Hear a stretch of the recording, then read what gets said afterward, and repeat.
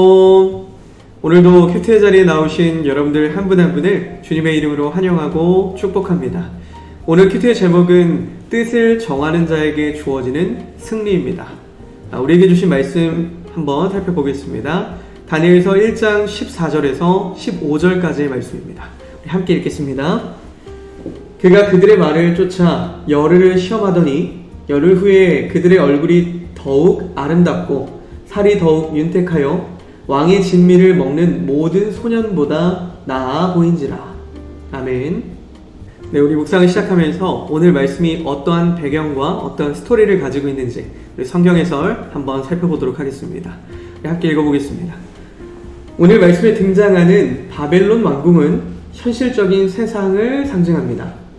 그들은 이름을 개명해야 했습니다. 다니엘과 세 친구들이겠죠. 존재와 문화 그리고 신앙의 정체성 등의 모든 것을 바벨론식으로 바꿔야 할 상황에 처하게 된 것입니다. 이러한 배경에서 오늘 말씀처럼 왕의 음식과 포도주를 거부하는 것은 상당한 갈등이 예상되는 행동이었습니다. 그들은 바벨론 왕궁에 속한 자들로서 그곳의 법과 규례를 따라야만 했습니다. 그런데 다니엘은 마음을 굳게 정하고 자기를 더럽히지 않겠다고 결단했습니다. 왕의 음식은 바벨론 내에서 취할 수 있는 최상의 음식물이었으면서 최대의 호의였습니다. 이를 거부한다는 것 자체로도 큰 위험이었지만 그들이 3년의 교육기간 이후에 업무나 직급을 배정받는데 불이익을 당할 수도 있었습니다. 그런데 하나님은 다니엘이 좋은 사람을 만나게 하셨습니다. 환관장에게 자신의 뜻을 구했고 그로부터 은혜와 긍휼을 얻게 하셨습니다. 그러면서 자기의 결정에 염려하고 있는 환관장이겠죠. 그 환관장에게 그럼 열흘 동안 자신들을 시험해 보라고 제안했습니다. 자, 시간이 지나서 열흘이 되었습니다.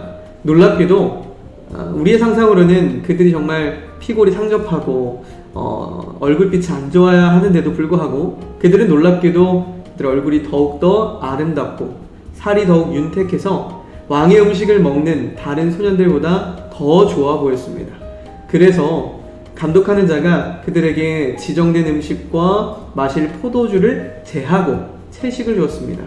이것이 바로 믿음으로 뜻을 정한 자에게 주어지는 응답입니다.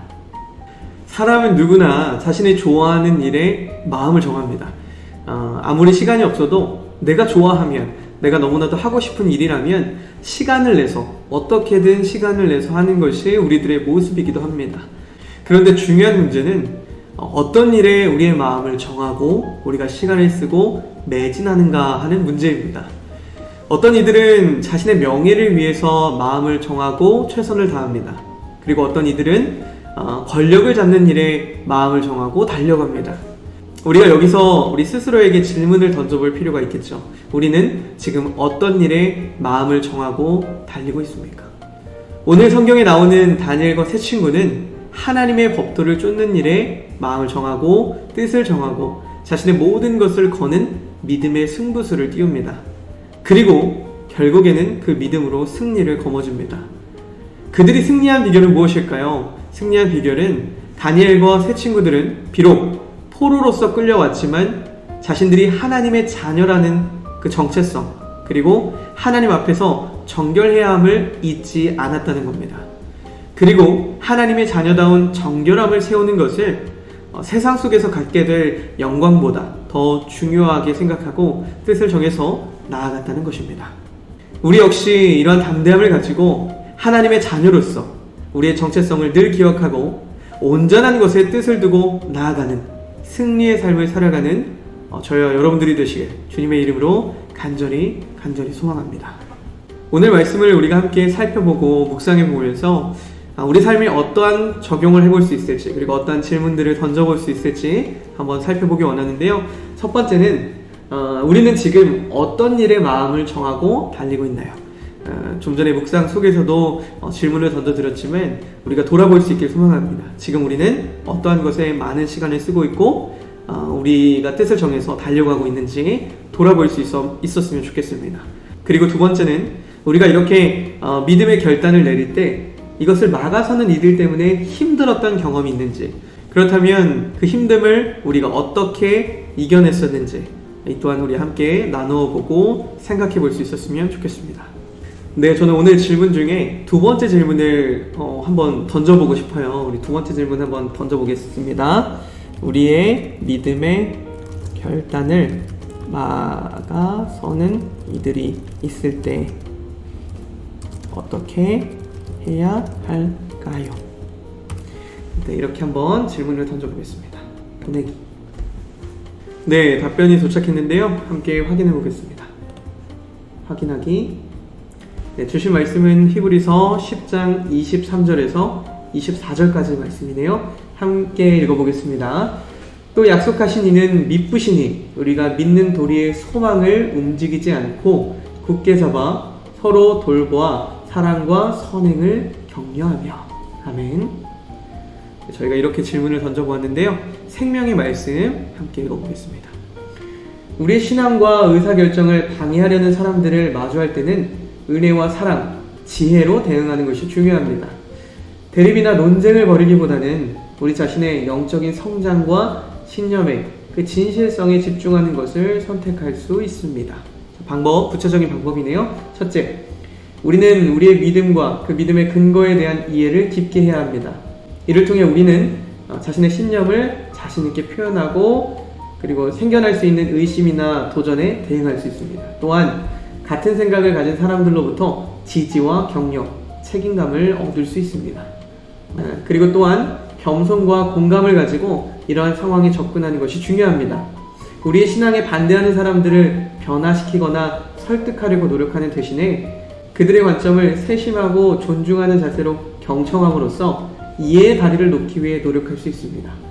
진정한 대화를 통해서 그들의 우려와 오해를 해소하고 궁극적으로 상호 존중과 관용을 증진할 수 있습니다. 마지막으로는 기도는 이러한 어려움을 헤쳐나가는 데 있어 강력한 도구입니다. 가장 중요한 얘기네요. 하나님의 인도와 더 높은 힘을 구함으로써 우리는 반대에 직면했을 때 평안과 분별력을 찾을 수 있습니다. 궁극적으로 사랑과 자비로운 접근 방식과 함께 신앙에 대한 우리의 흔들리지 않는 헌신이 이러한 장애물들을 은혜와 성실함으로 헤쳐나갈 수 있게 해줄 것입니다. 오늘 우리가 던져보았던 질문에서 정말 중요한 것은 다른 것보다 이 마지막 부분인 것 같습니다.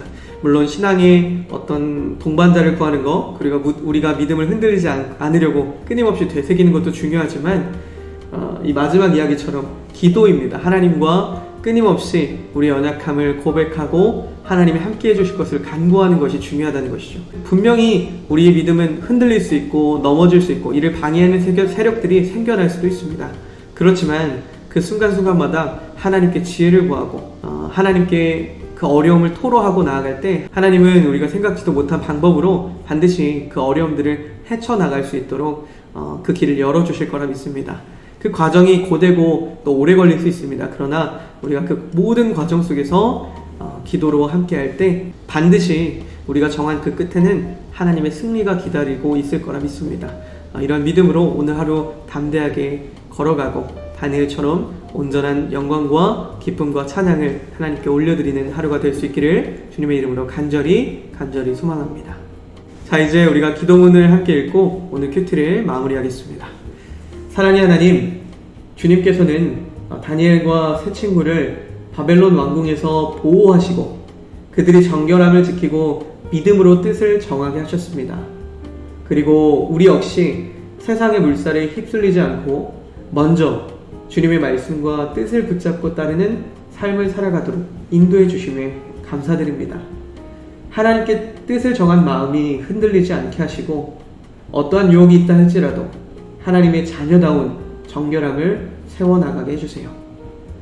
오늘 하루도 주님께 맡겨드리며 예수님의 이름으로 간절히 기도합니다.